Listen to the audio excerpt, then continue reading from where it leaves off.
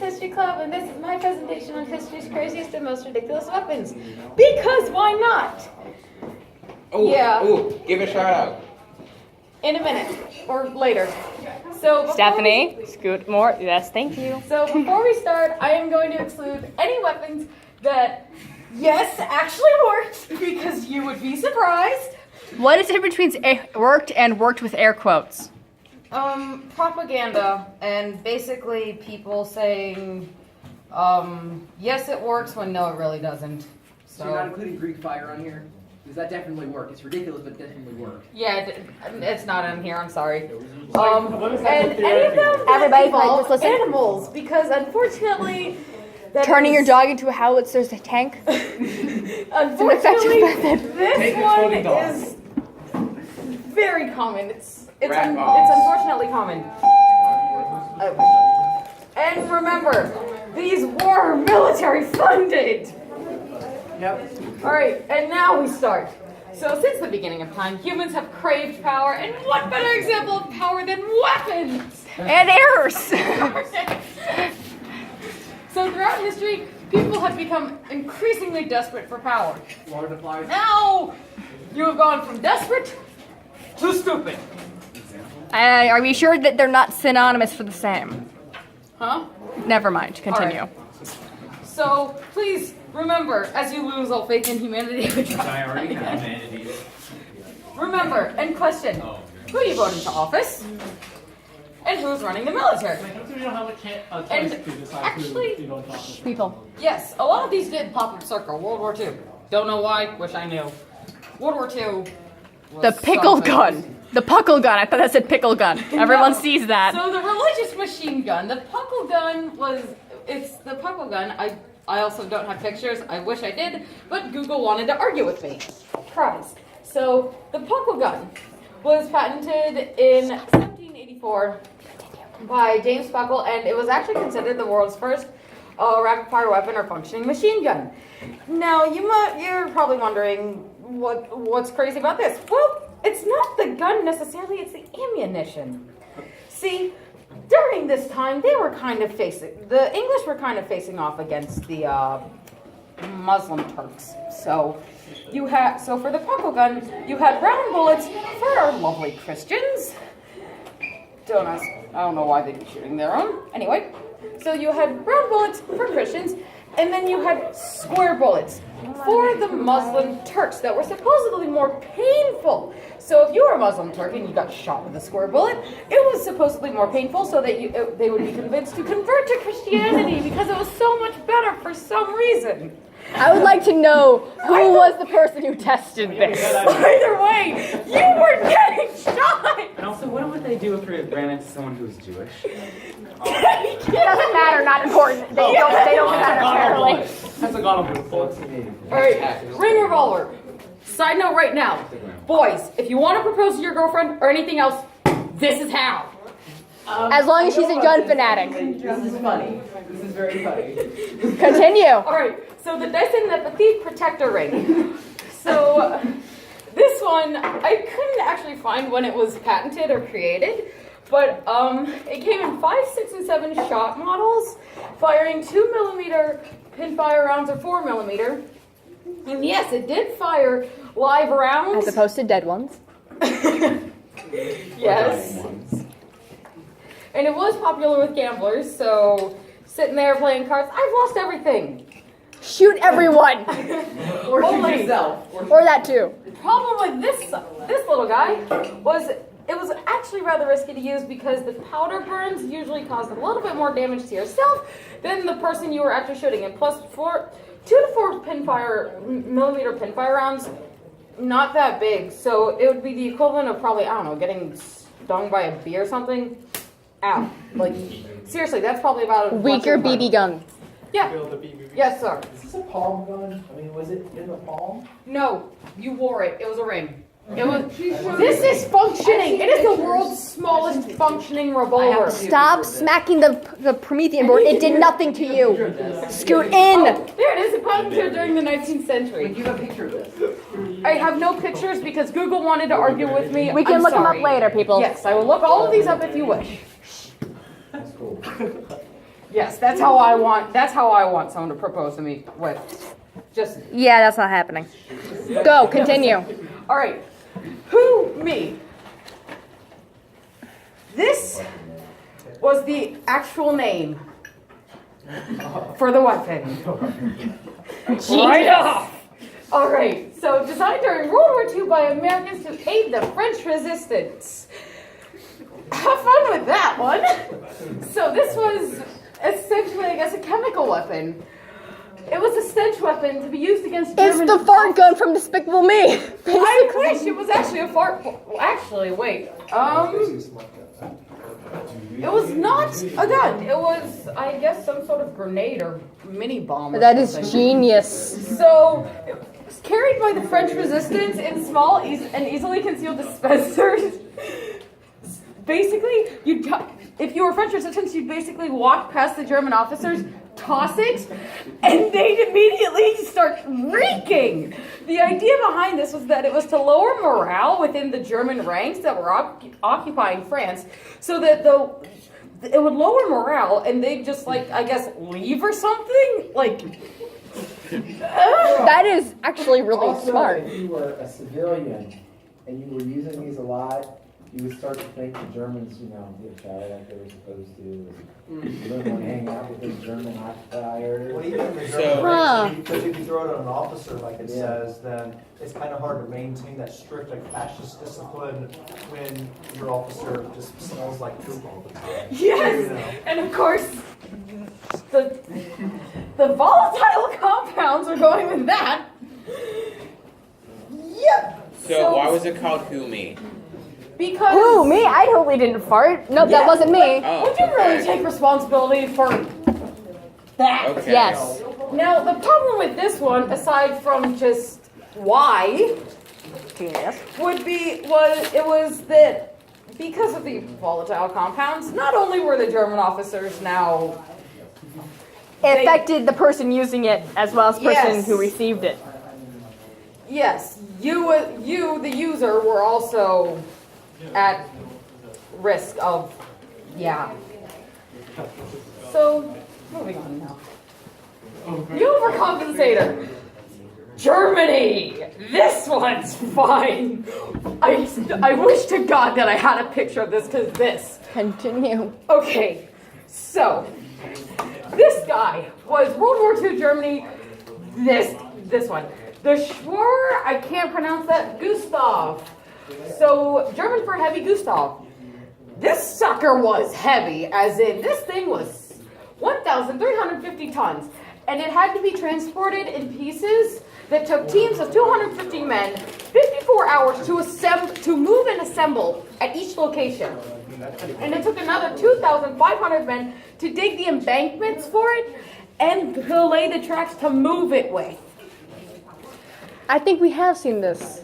That really giant cannon. Is that the one? Yeah. Yeah, okay. Yeah, I know what you're talking about. So only quiet down back there, please. So it could only be fired about 14 times a day, and it took between a half an hour to about 45 minutes to reload the 16,000-pound armor-piercing shells that weren't exactly the most accurate thing in the darn world. Well, whatever. Yeah. Yes. Of course, the plus side, it had a range of about 47,000 meters, so that's, Several miles. 7 miles, so that's... It's just like the kinda cannon the Turks used at Constantinople, the gigantic cannon that took 5 hours to reload and shot, like 2-ton bolters a mile. Awesome. Now, here's the fun part.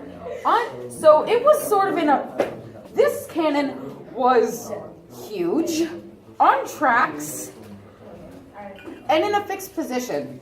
So you couldn't, swivel it around like you probably could with a tank or something, and it was not easily maneuverable, obviously. So, on tracks, Oh God! Each shot and fire sent it back 2 miles. every time you fired it, 2 miles in the opposite direction. Have fun chasing! Runaway tank! Everyone run! Huh? That's why there's tracks, right? So it can slide backwards. Yeah, 2 miles along the That's why tracks. you put it on, you put it on tracks to move it, to move the pieces, and when you assembled it, it would actually move 2 miles, and then you would push it back up the 2 miles to fire again. I feel so bad for people who are on hills. All right. I feel like they were. Who else is Okay. doing them? Baby's first gun. Guys, please quiet back down there.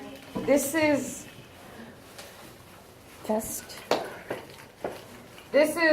just slightly bigger than that than the protector ring I mentioned. So this was also U.S. designed and European. I think this one. Yeah, this one was World War II too, Yes. as well. Need to.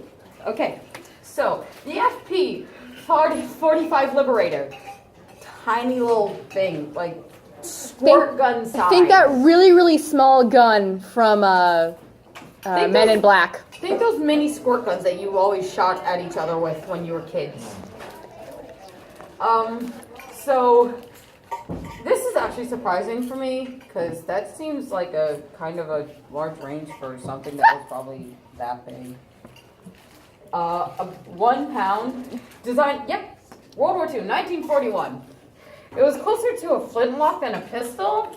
And it could only you could only fire 1 bullet at a time, and while you could store spare bullets in the hand grip, it Wasn't useful. no, because so once you fire the pistol, the idea what you had to do to reload it was you had to take a wooden stick, a wooden dowel, and dig into the barrel to dig out the spent shell, and then you had to load another bullet and just repeat the process. Now, these were for European resistance fighters versus the Germans with actual functioning pistols. Efficiency. Yes, of You better course. get fish it with the Liberty or you be dead. Yes. It forces them to aim. Yes. Now, it was only an asset if you got a lucky shot. Like I said, and then aim. stole the other guy's gun. Now, it is a testament to how useless these things were that most of them were destroyed after the war without ever being in use. And it took 7 seconds to manufacture and 10 seconds to reload. I mean, it depends on how good you are digging out, these out. Yeah. Because I imagine it doesn't take that long. I wish to Guys, God I quiet had down. This one, I had no idea. Guys, quiet, please. I had no idea what to actually write for this one, so I honestly had just wanted to put a picture and just explain. But I couldn't find a picture because Google fought me. So, this Tsar tank, this one was actually World War I. So this one Think was, giant tricycle. Yes, it was a giant tricycle. So it was designed and worked on from 1914 to 15 by Nikolai. Russian Those names that people. Yes, Those Russian names that people. I'm not going to try to pronounce. All right, so this was supposed to be a cannon, and that was a voice crack. So this was supposed to be a cannon. Only the problem was that the 2 front wheels were a good 27 feet in diameter, and the 1 back wheel was about 5 feet in diameter, so proportions, Are wonky. no. So the problem with this one, if I'm correct, it never actually saw action because after a series of very disastrous tests in front of the High Second to last Commission. one. The High Commission. I always called it the High Council. The High Commission. Didn't like it. Yeah. It was I wonder why. disastrous. It was the tests ended because the back wheel got stuck in a mud puddle and they couldn't get it out. It was left there for 8 years. It was left there, untouched. Somebody could have gone there and took it and done something with it for 8 years, and it sat there doing nothing until someone decided, Probably hey, be more effective at that metal, point. free metal, I can scrap this. Wait, but then how did they get it out? Blow torches and forces. Yeah, you can Wasn't tear it the car communist that side. Yeah, it continually got stuck in mud puddles. Just It needed to be used in a place without rain. I wish I Next had a one. picture of this one. All right, Quiet. now if I'm correct. Oh, the Davy Crackpot. There we go. So this one, the Davy Crockett. miniature nuke, isn't it? Yes, it is. So the Davy Crockett was designed by the U.S. What was it? Cold War? I forget. Sounds like a cool. It says designed during the Cold War. I can never read this. All right, designed during the Cold War. Not surprised about that one. That was kind of basically a nuclear arms race, so that was fun. It was a recoilless mortar launcher with a 23-kilogram nuclear warhead attached. Thank you, USA! And I have rubber America. nails. Forgot about that bit.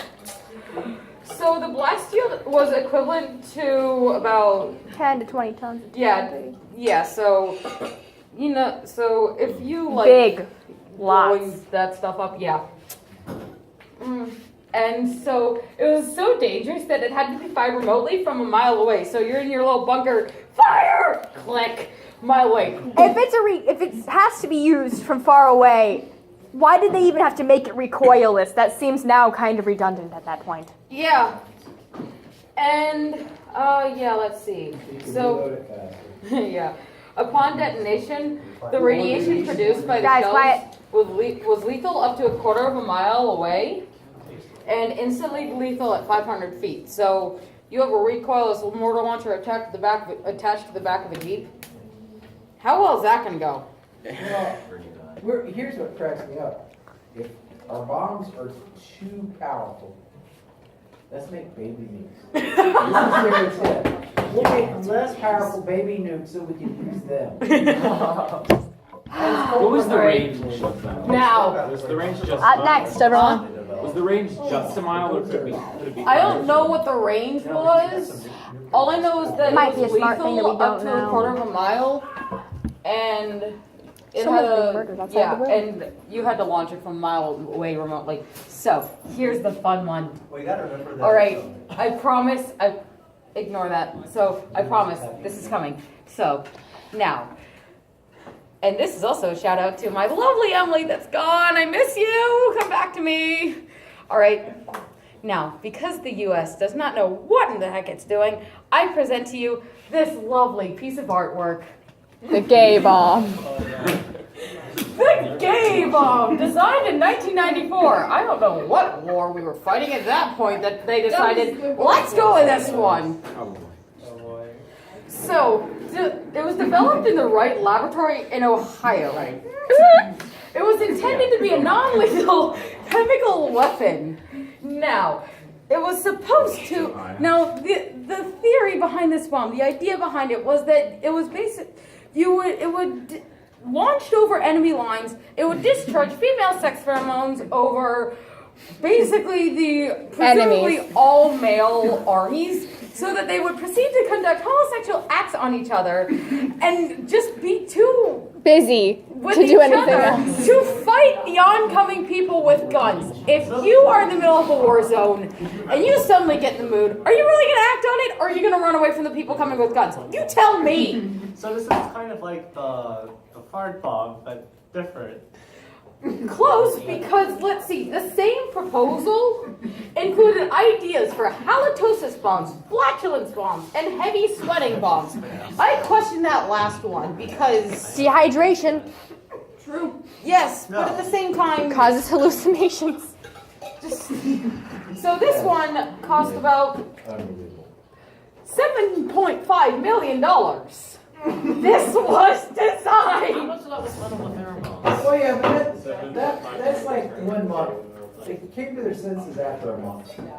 And $7.5 million. it earned an IT Nobel Prize. Only, here's the fun bit, nobody actually showed up to claim it. I wonder why. Wait, so I have a question. Yes. So, did they know that it didn't work when they awarded the prize, or no? I imagine that the prize was awarded after they figured out. Next! I have a question. Did Yes. you test it? Good question. I'm not sure. I couldn't find much information on How this. much money?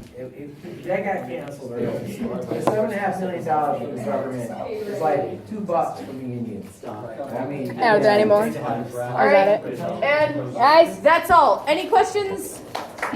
Yeah, well done. all right, about Yes, that sir. last. About the Who Me bomb. Yes? Is that what the invention?